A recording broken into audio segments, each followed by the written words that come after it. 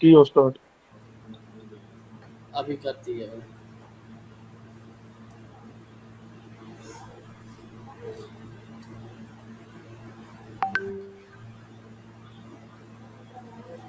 ठीक है, तो ये हमारी ऑफ पेज एसईओ हो जाएगी। और ऑन पेज में हम जो है कंटेंट को ऑप्टिमाइज करना, जैसे सर्च इंजन ऑप्टिमाइजेशन के लिए एसईओ टाइटल हो गया, मेटा डिस्क्रिप्शन होगा, यूआरएल हो गए, हेडिंग्स हो गए, एस3, मेन कंटेंट हो गया, इमेजेस होगी, इंटरनल लिंकिंग होगी, एक्सटर्नल लिंकिंग होगी, एफएक्यूज होगी, हो गया, पेज स्ट्रक्चर हो गया, सीटीएस हो गए, कॉल टू कहाँ से कहाँ कैसे लगाने हैं। ठीक है, एक लैंडिंग पेज को बेहतर कैसे करना है, ये हमारा ऑन पेज एसईओ हो जाएगा। ठीक है, आज जो मैं आपको दिखाऊंगा, आज जिस पे हम काम करेंगे, वो मैं ऑलरेडी एक कंपनी के लिए काम कर रहा हूँ, उसी के लैंडिंग पेज को हम जो है उसकी ऑन पेज एसईओ करेंगे, और साथ साथ मैं आपको बताता भी अच्छा, जाऊँगा। शोर बहुत ज्यादा आ रहा है आपके पीछे। किसका माइक ऑन है? पता नहीं सर जी, शोर बहुत ज्यादा हो रहा है। मेरी तरफ से शोर आ रहा है? पता नहीं सर जी, मेरे ख्याल में आपकी जब आप बोलते हैं तभी शोर आता है बहुत ज्यादा। शायद आपकी राहुल तरफ से भाई आ रहा का माइक ऑन था, इसी वजह से शोर आ रहा था। है। अभी क्लियर, अभी नहीं आ रहा सर जी। अभी ठीक है, तब पहले आ रहा था।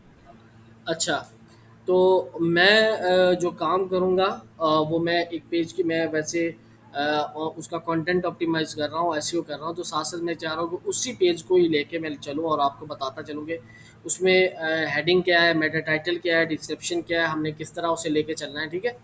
अ, हम मेरे लिए काम हो जाएगा और आपके लिए जो है ना, एक अच्छा प्रैक्टिस हो जाएगा। क्या ख़्याल है? जी ठीक है सर जी। ये लैंडिंग पेज है। अच्छा, तो इसको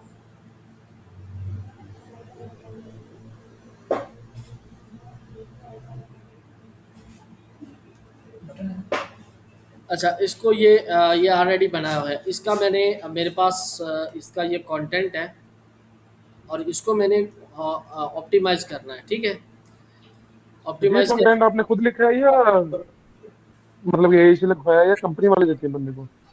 ये कंटेंट मैं खुद लिखा है, मतलब कि एआई की हेल्प लेके, और ये चैट जी जीपीटी जी से लिखवाया है। ये देखें, सारा जी जी। कंटेंट। और इस कंटेंट को लिखने का तरीका आपको मैंने पहले भी बताया कि हमने क्या-क्या करना है।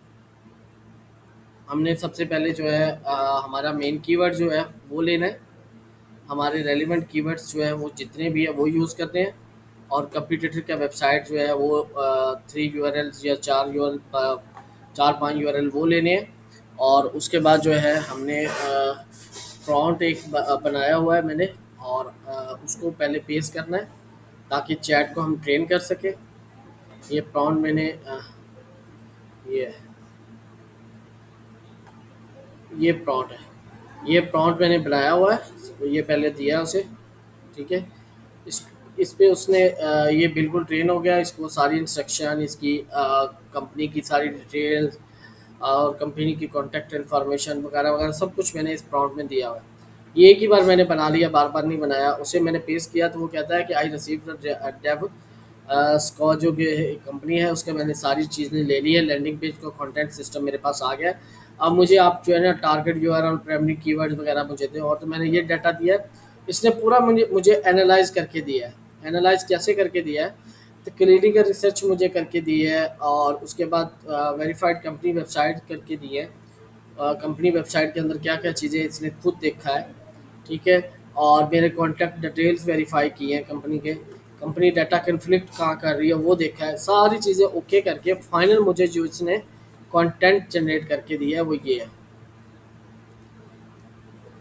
इसको फिर मैंने थोड़ा सा ऑप्टिमाइज़ किया है अपनी कंपनी के लिहाज से, क्योंकि एआई ये गलतियाँ कर सकता है, लेकिन उसको थोड़ा बहुत करना पड़ता है। ठीक है। अच्छा, इसी कंटेंट को हम लेके चलेंगे अपने उसके लिए, वेबसाइट के लिए। सबसे पहले ये मेरी वेबसाइट है, इसे मैंने ओपन किया है। अभी हम जो है ना इसका कंटेंट ऑप्टिमाइजेशन मतलब ऑन पेज पे ही काम कर रहे हैं। ऑन पेज में क्या आता है, सबसे पहले हमारे पास जो था वो ये था, मेटा टाइटल, एसईओ टाइटल या मेटा टाइटल। इसे मेटा टाइटल भी कह सकते हैं, एसईओ टाइटल भी कह सकते हैं।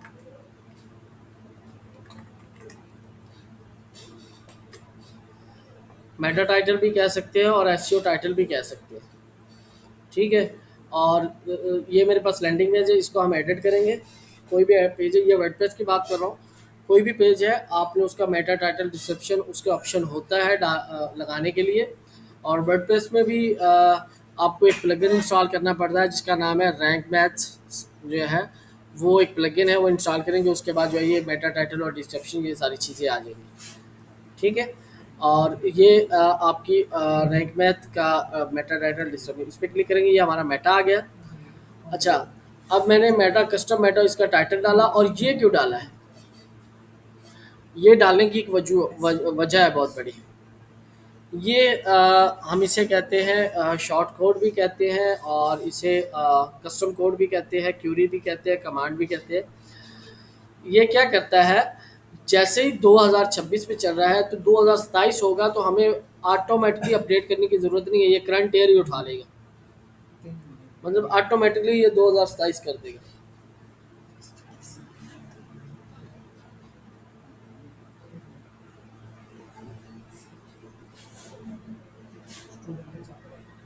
बात समझ नहीं लगी आपको, क्या कहा आपने? नहीं समझ लगी? नहीं समझी। ये कौन बोला?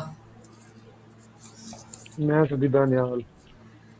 मैं कह रहा हूँ ये मेटा टाइटल है, ठीक है, ये तो हमारा मेटा टाइटल आ गया जो हमने बनाया है, और ये चीज़ मैंने इम्प्लीमेंट की है फ्रेश रहने के लिए। लेटेस्ट अपडेट गूगल को लगे कि ये फ्रेश अपडेटेड है, फ्रेश चीज़ है, और इस पे यहाँ पे मैं सीधा 2026 भी लिख सकता था, लेकिन मैंने 2026 नहीं लिखा, मैंने करंट ईयर कर दिया है।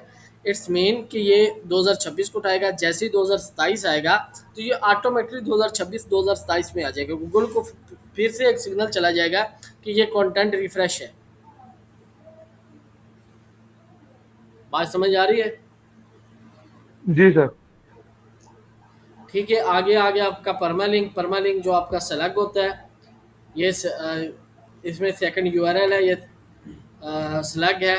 स्लग आपने अपना ओरिजिनल जो मेन कीवर्ड होता है वो रखेंगे, और मेटा डिस्क्रिप्शन आ गया, आप मेटा डिस्क्रिप्शन की जगह अपना जो मेटा डिस्क्रिप्शन आपने जनरेट करवाया। अच्छा, मेटा डिस्क्रिप्शन में आपने क्या करना है, अब कीवर्ड प्लेसमेंट आ जाती है, यहीं से हम स्टार्ट कर लेते हैं। कीवर्ड कहाँ कहाँ ऐड करने हैं, हमारी कीवर्ड प्लेसमेंट की बेस्ट जो जगह है वो एसईओ टाइटल है, यूआरएल है, मेटा डिस्क्रिप्शन है, H1 है, इंट्रोडक्शन यानी फर्स्ट पैराग्राफ है, रेलिवेंट H2 है, नीचे जो H2 आएगी, इमेज आल टेक्स्ट है, वहाँ पे हमने अपना कीवर्ड रखना है। मेन कंटेंट में अपनी कीवर्ड की डेंसिटी बरकरार रखनी है, चाहे हम सेमेंटिकली ऑप्टिमाइज करें या उससे जो है मेन कीवर्ड यूज़ करें। इंटरनल एंकर लिंक टेक्स्ट, एक वेबसाइट एक पोस्ट से दूसरी पोस्ट या एक पेज से दूसरे पेज पर जब इंटरनल लिंक करेंगे तो वहाँ पे अपना कीवर्ड लाजमी रखेंगे। एंड ऑफ द पैराग्राफ यानी कंक्लूजन में आपने अपना कीवर्ड लाजमी रखना है। यहाँ तक समझ आई है नहीं? लग गई समझ रही। किसी के कोई कन्फ्यूजन हो? आ गई है सर, समझ आ गई। आज का टॉपिक थोड़ा सा खुश्क ज़रूर है लेकिन इम्पोर्टेंट है। जी ठीक है। आपकी जो एसईओ है ना, वो ऐसे समझ लें कि आपने अगर ऑन पेज जो है ना स्ट्रॉन्ग कर लिया है तो आपकी 80% एसईओ यहीं पे कवर हो जाती है। Keyword researching plus on page, ये आपके दो स्ट्रॉन्ग है तो आपको ऑफ पेज की जाने की ज़रूरत नहीं, 80% यहीं पे कवर हो जाएगी। ऑफ पेज फिर 20% करेंगे तो 100% आप जो है ना रैंकिंग मिलेगी। सर जी, जी जी बोलो। सर ये परमालिंक में आपने मेन कीवर्ड ऐड किया, हाँ, मेन कीवर्ड। और सर जी ये टाइटल में स्लोगन है। टाइटल में भी आपका ये मेन कीवर्ड है, कस्टम मेडिकल बिलिंग सॉफ्टवेयर। और सर जी डिस्क्रिप्शन में आपने कहाँ से ऐड किया। ये देखें, ये डिस्क्रिप्शन में आ रहा है। ठीक है सर। सर जी ये बनाया ये कहाँ से डिस्क्रिप्शन आपने? एआई ने बना के दिया जो वो लगाई है यहाँ पे। हाँ, एआई ने जनरेट करके दी है मुझे, वो हमने कॉपी किया और थोड़ा सा इसमें चेंजेस, थोड़ी सी चेंजेस लाजमी करिएगा ताकि आपका सीटीआर हाई हो सके। जैसे मैंने develop custom software for claim, ये मैंने लाइन है, ये डिस्कस योर रिक्वायरमेंट या डिस्कस योर सॉफ्टवेयर, यहाँ पे हम सॉफ्टवेयर भी कर सकते हैं, रिक्वायरमेंट भी कर सकते हैं, जो मर्जी कर लें। जी सर, आपके कहने का मतलब हर पैरे में दो चार लफ्जों की चेंजिंग वगैरह या अपनी तरफ से अगर ऐड करें। जरूरत पड़े, अगर आपको लगे कि ये इससे बेहतर है, हम बेहतर कर सकते हैं।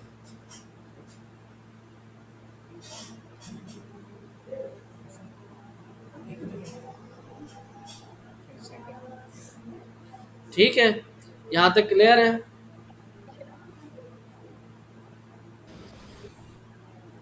उसके बाद हमारा आ जाता है थंबनेल या फीचर इमेज, जो मेन इमेज होती है। ये हम कैसे शो करेंगे? जो हम जब भी सोशल मीडिया पर पोस्ट करते हैं, ये कहीं भी पोस्ट करते हैं, ये हमारी मेन इमेज कहाँ पे आ रही होती है? यहाँ पे आ रही होती है, ये ऐसे। ट्विटर पे भी इस तरह आ रही होती है, फेसबुक पे इस तरह। तो ये हमारी थंबनेल इमेज है। हम शेयरिंग जहाँ भी करेंगे या गूगल को देंगे तो ये हमारी मेन इमेज आ गई। इसको हमने अपलोड करना और इसके अंदर ये आल टेक्स्ट आ रहा है। ठीक है, अभी मैंने इमेज चेंज नहीं की। जब इमेज चेंज करूंगा तो यहाँ पे अपना मेन कीवर्ड ऐड करूंगा आल टेक्स्ट के अंदर।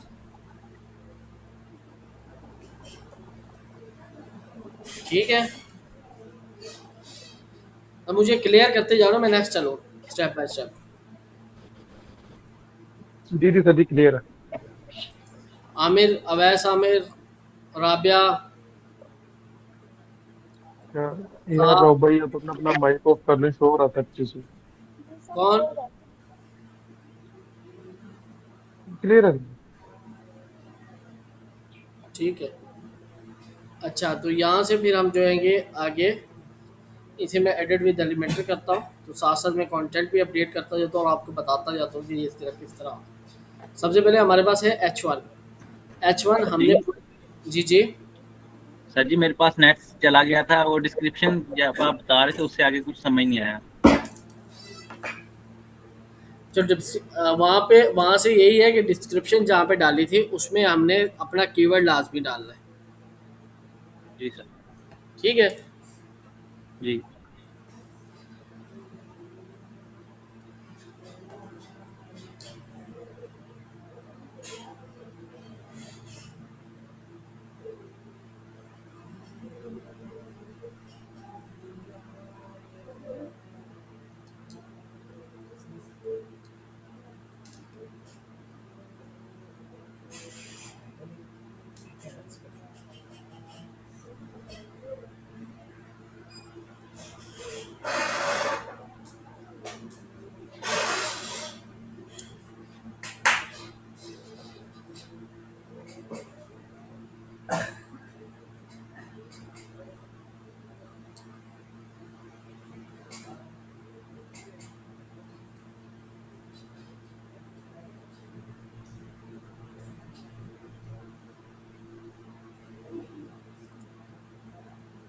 अच्छा, तो ये हमारा लैंडिंग पेज आ गया। तो सबसे पहले हमारे पास ये है H1।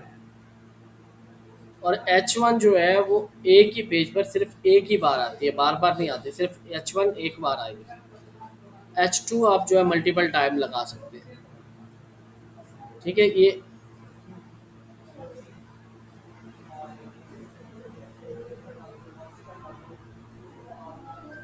ये हमारी H1 है और ये वन टाइम ही आएगी बस। ठीक है, उसके बाद हमारा डिस्क्रिप्शन आ गया।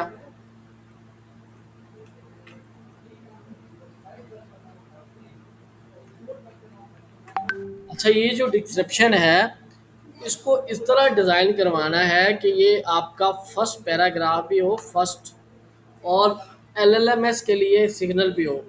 इसी डिस्क्रिप्शन के अंदर आपकी मेन क्यूरीज हो, जैसे plan and develop work platform, eligibility, coding work flows, claims, Dave.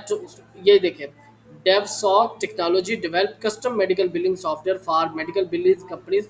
यहाँ से क्लियर हो गया कि ये लैंडिंग पेज किस लिए है, कौन इसे डिज़ाइन कर रहा है। डेव सॉक टेक्नोलॉजीज का मतलब क्या है, उसने क्या काम करना है, इसी पैराग्राफ के अंदर सारी चीज़ें क्लियर हो गई। क्लियर है या कोई क्वेश्चन है यहाँ पे?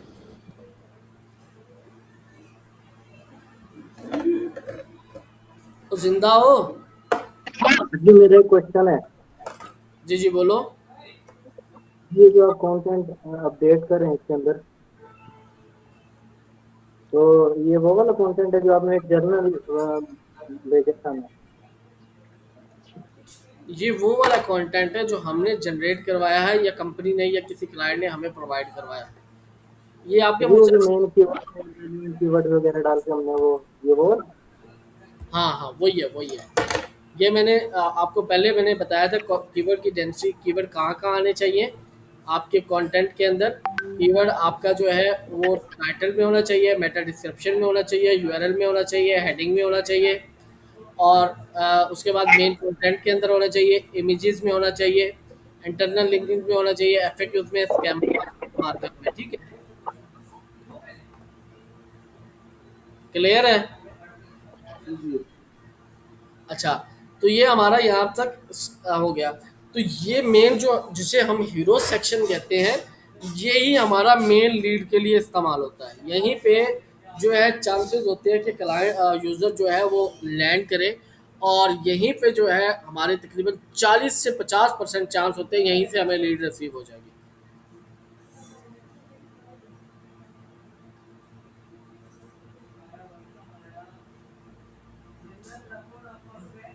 हाँ जी सर जी। जब भी आप लैंडिंग पेज बनाएं तो ये हीरो सेक्शन में अपना टाइटल, अपना डिस्क्रिप्शन और सीटीए ये इस तरह का रखें कि यहाँ पे क्लिक करें तो फौरन वो फार्म पे पहुंच जाए, या फिर वो उस जगह पे पहुंच जाए जहाँ से आपने लीड लेनी है। कोई कैलेंडर हो, फार्म हो या नंबर हो, कहीं पे भी चला जाए। यहीं से 100% जो 50% तक हमारी लीड के चांसेस होते हैं। उसके बाद मैंने ट्रस्ट के लिए कि क्लाइंट जो है वो ट्रस्ट करे मेरी कंपनी पे, कि हमारे क्लाइंट ऑलरेडी कौन कौन है, किन किन कंपनियों के साथ मैंने काम किया, तो वो एक बार चल रही है। उसके नीचे पर सेकंड जो है मज़ीद जो है कंटेंट है हमारे पास। एक साइड पे मैंने इमेज लगाई है और एक साइड पे जो है इसका कंटेंट है। अच्छा, तो हमारा H1 हो गया, हमारा मेन डिस्क्रिप्शन हो गया, इसमें कीवर्ड हो गया, हमारा मेन सिटी हो गया। अब रहेगी इमेज। इमेज के अंदर भी हमने आल टेक्स्ट लगा देना है।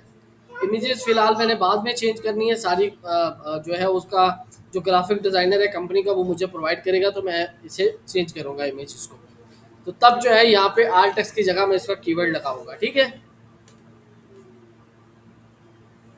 जी यहाँ ठीक है। तक। और हमेशा जो इमेज जो है फास्ट लोडिंग के लिए, और गूगल जो है वो इमेज की फॉर्मेट कौन सी होनी चाहिए वेबसाइट के लिए, वेब पे। और इमेज की कुछ मैं आपको बता देता हूँ यहाँ पे, आप बल्कि नोट भी कर लें। इमेजेस जो है वो आपके लिए क्या होनी चाहिए, इमेजेस अंडर 100 के भी होनी चाहिए। साइज जो है 100 के बी से ज़्यादा साइज ना हो इमेज का। जी सर क्लियर है। फॉर्मेट जो है वो वेब पी होना चाहिए। ठीक है, अगर आप थंबनेल इमेज यूज़ कर रहे हैं या आप जो है फीचर इमेज यूज़ कर रहे हैं, तो अपना H1 वाला टाइटल ब्लॉग्स के लिए लिख रहा हूँ। ये ब्लॉग्स के लिए H1 टाइटल, H1 या टाइटल आप अपनी इमेज के ऊपर देंगे।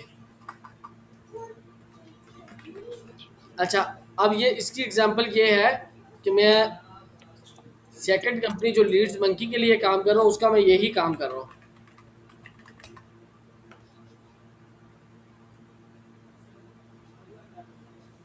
उसके अगर हम ब्लॉग सेक्शन में जाएं तो ये देखें,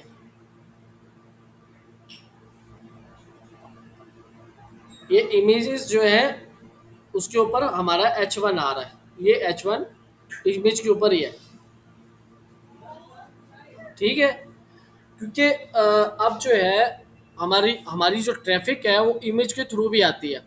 अब आपको कैसे पता चलेगा इमेज के थ्रू आ रही है? मैं यहाँ पे इमेज को सेव कर लेता हूँ। ठीक है, गूगल पे जाता हूँ,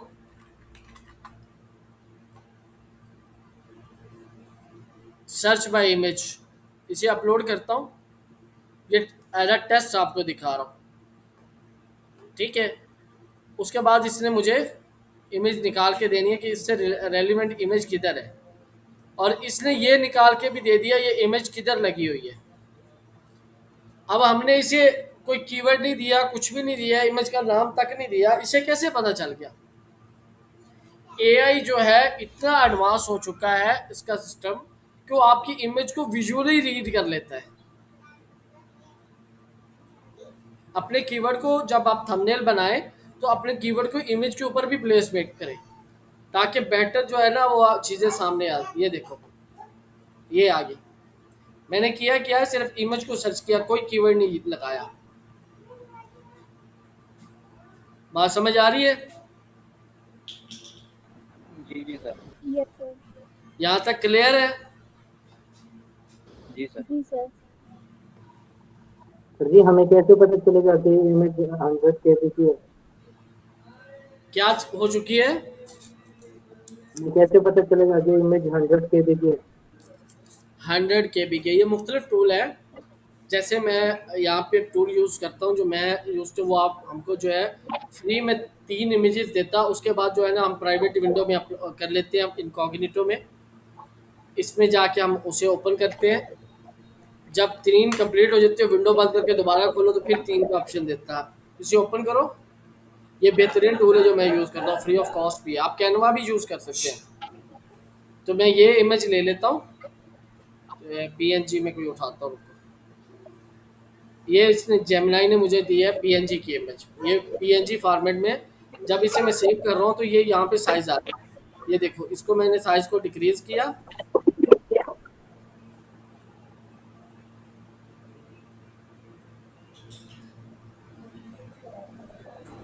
सर जी अगर साइज इंक्रीज डिक्रीज करेंगे तो इसमें कोई इशू नहीं आएगा, मतलब नहीं, क्वालिटी वगैरह में या इसमें किसी और चीज में?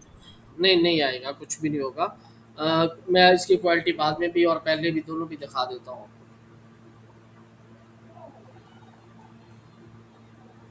ठीक है, ये वेब पी फॉर्मेट है।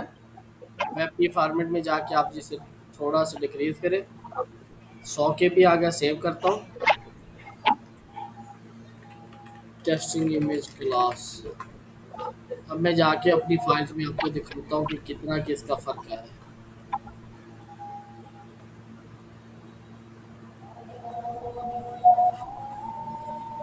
आपको लगता है क्वालिटी में फ़र्क आया है?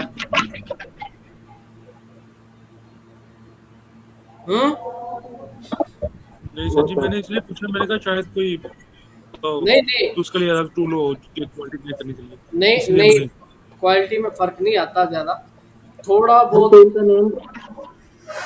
जो है ना नहीं आता वेबसाइट के लिए। ठीक है, इतना ज़्यादा नहीं होता क्वालिटी में फ़र्क। आप कैनवा यूज़ कर सकते हैं। आप मैं तो जो यूज़ करता हूँ ये फ्री ऑफ कॉस्ट टूल है, पिक्सलर। इसके मैं लिंक आपको दे देता हूँ, ग्रुप में मैं सेंड कर देता हूँ।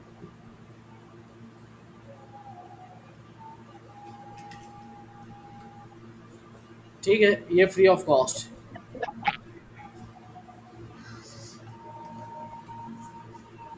ठीक है, ये हमारी होगी इमेज। उसके बाद जो है हमारा स्टार्ट हो जाता है H2। H2 के अंदर जो है अगर पॉसिबिलिटी है आपकी कि कहीं आप जो है आपकी H2 मैच कर रहा है तो आप अपना जो है ना कीवर्ड दे सकते हैं H2 में।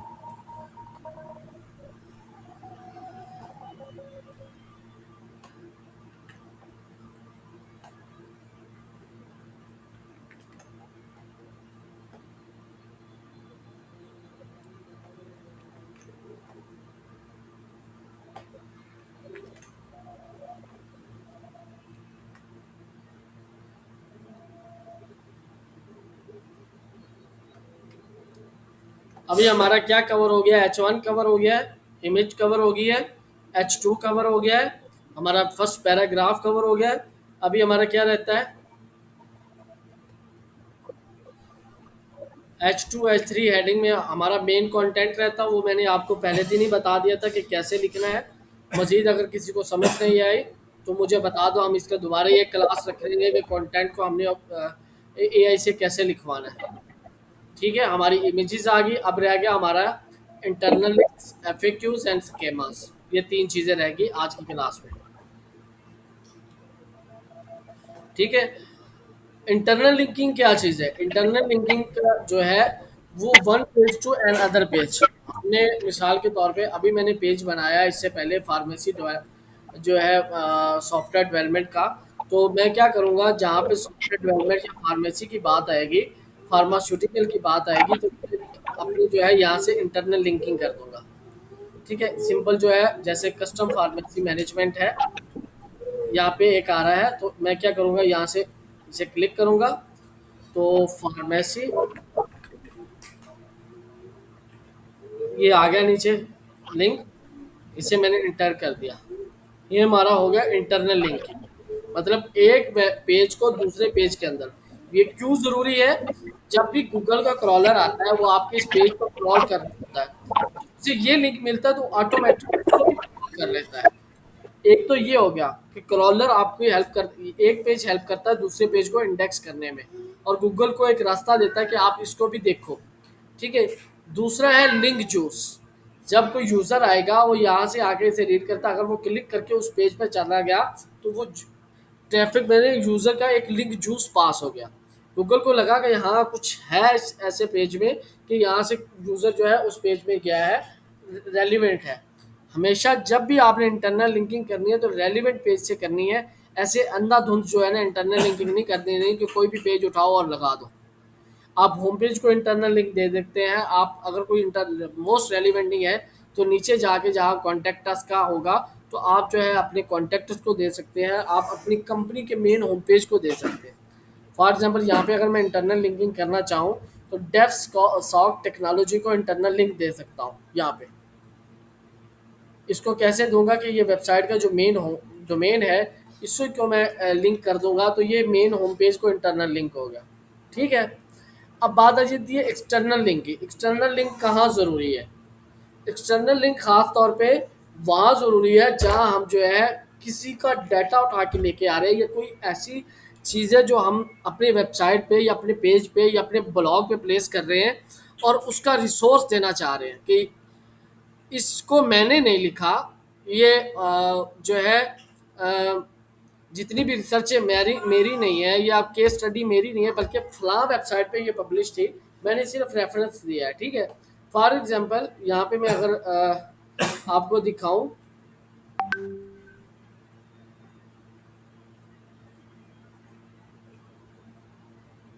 हाँ ये देखिए, जैसे यहाँ पे गूगल क्लाउड और इसकी बात कर रहे हैं, तो यहाँ पे एक बात हो रही है कि Google skill shop is a Google official certificate platform. अब स्किल शॉप को इसने यहाँ पे दे दिया हमने एक्सटर्नल बैकलिंक। ठीक है, अब इसको गूगल को एक सिग्नल पता चल गया कि ये वेबसाइट जो है, या ब्लॉग जो है, मुकम्मल गाइड है। यहाँ पे अगर जहाँ पे ज़रूरत होती है यूज़र को बताने की, तो वहाँ पे वो उसको बता रहे कि इस लिंक पे क्लिक करके आप वहाँ पे जा सकते हैं। बड़े बड़ी जितनी भी वेबसाइट्स हैं, वो आपको एक्सटर्नल लिंक लाजमी देती है। या तो आप इस तरह करें कि आप मुकम्मल गाइड इस तरह लेके आए, या फिर उसके जो है एक आध एक्सटर्नल लिंक लाजमी लगाएं। लगाना किसका है? हाई अथॉरिटी वेबसाइट्स का, या आपने कहीं से लेके आया। फॉर एग्जांपल अगर कोई मैं लिखूं कि बेस्ट गूगल वर्कस्पेस ट्रेनिंग जो है वो किस तरह हो रही है, और कुछ सेक्शन ऐसा आ जाए तो मुझे रेफरेंस देना पड़ जाए कि लीड्स मंकी ने ये सारा काम किया हुआ है, तो मैं लीड्स मंकी का लिंक दूंगा कि लीड्स मंकी ने कहाँ किया हुआ है, ये उसका रेफरेंस लिंक है। ये हो गया हमारा एक्सटर्नल लिंक। बात समझ आ रही है? ठीक है। क्लियर? कोई इशू तो नहीं? जी सर। No sir. आज अरे थोड़ा सा रिपीट कीजिएगा। क्या रिपीट करो? External link, internal link? External को कर दें थोड़ा सा। अच्छा, एक्सटर्नल लिंक हम क्यों यूज़ करते हैं? एक्सटर्नल लिंक जो है वेबसाइट के रेफरेंस के लिए।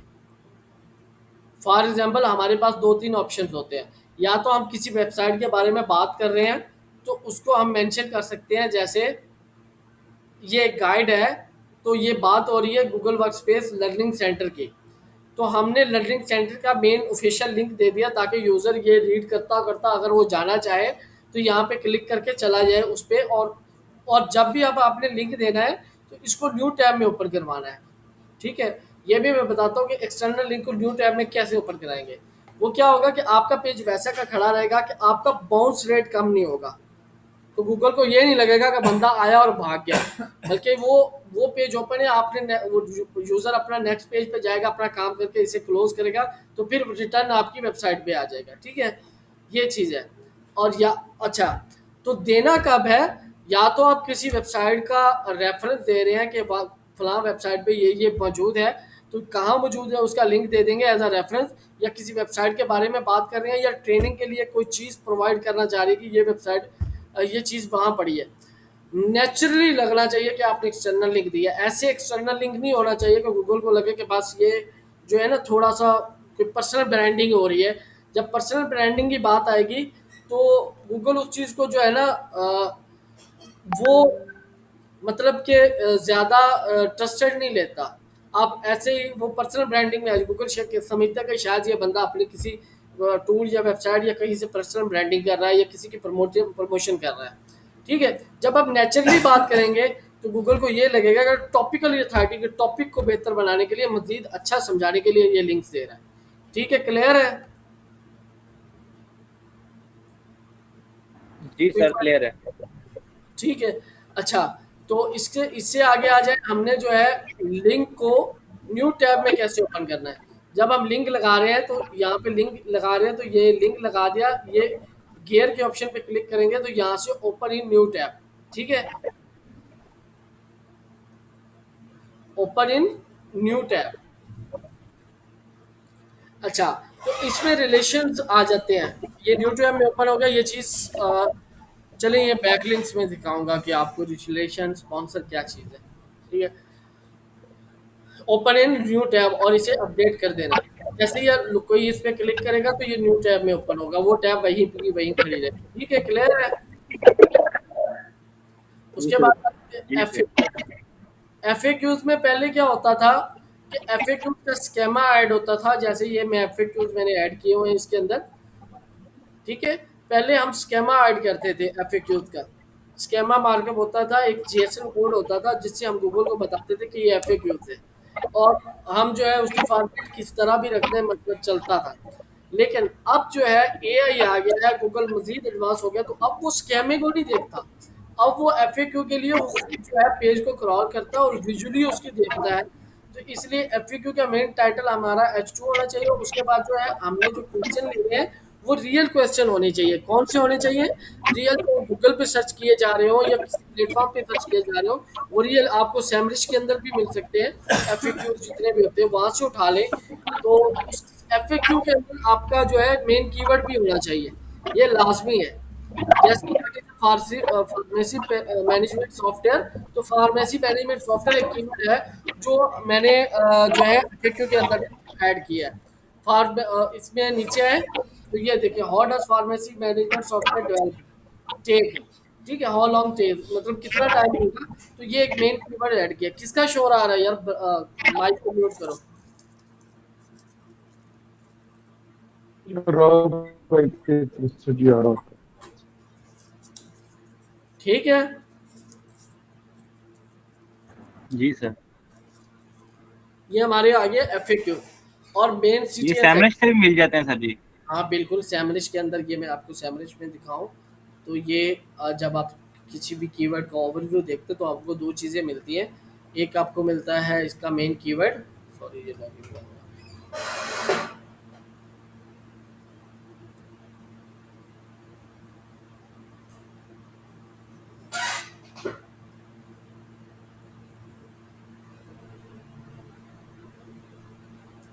कोई भी कीवर्ड आप यहाँ पे प्लेस करें, फॉर एग्जांपल मैं लिखता हूँ क्रिएट वेबसाइट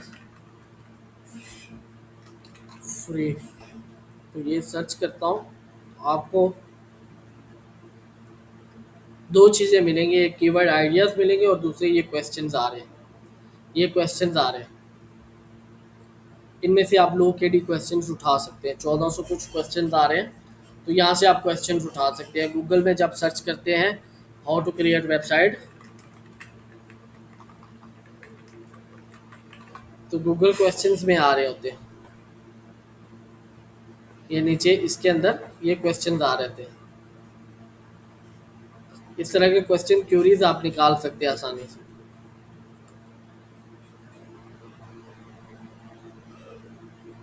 यहाँ तक किसी का क्वेश्चन हो?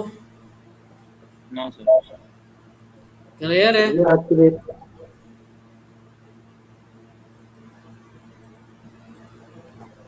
उसके पास जी जी आज के लिए इतना काफी है। आज के लिए इतना काफ़ी है। अच्छा, तो जी कल के सर, लिए वही मैं कहने लगा था। हैं? काफी है सर जी आज के लिए। अच्छा, तो ठीक है। कल के लिए आपके लिए जो असाइनमेंट है वो नोट कर दो।